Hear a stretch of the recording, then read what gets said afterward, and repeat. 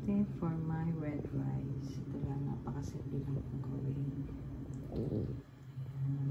So tara, start na tayo. Nagpainit na po ako ng ating ayan, lagay po olive oil.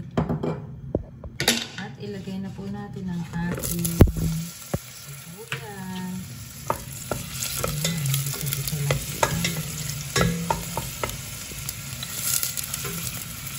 Hanggang mag-golden brown.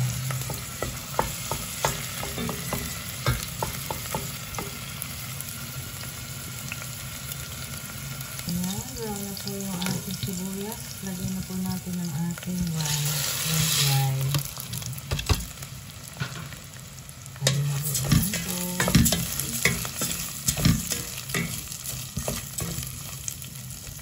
At add po tayo ng salt, pepper, at gawin po ulit.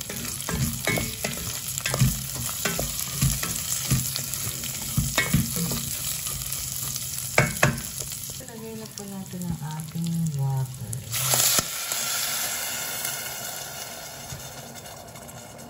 Bali yung water po niya is 1:2.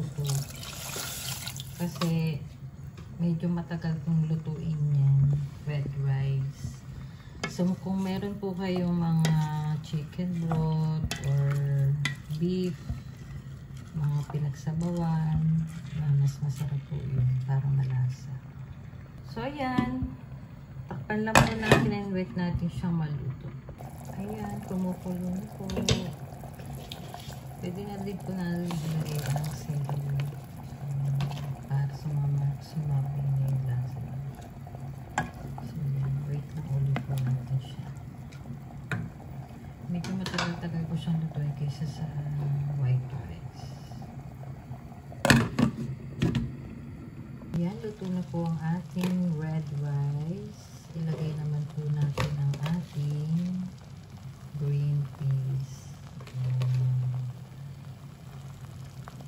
Madali lang pong maluto itong green peas, kaya saglit lang po natin siyang lulutuin. Ayan, haluan po natin. Dahan-dahan po para hindi mabuo.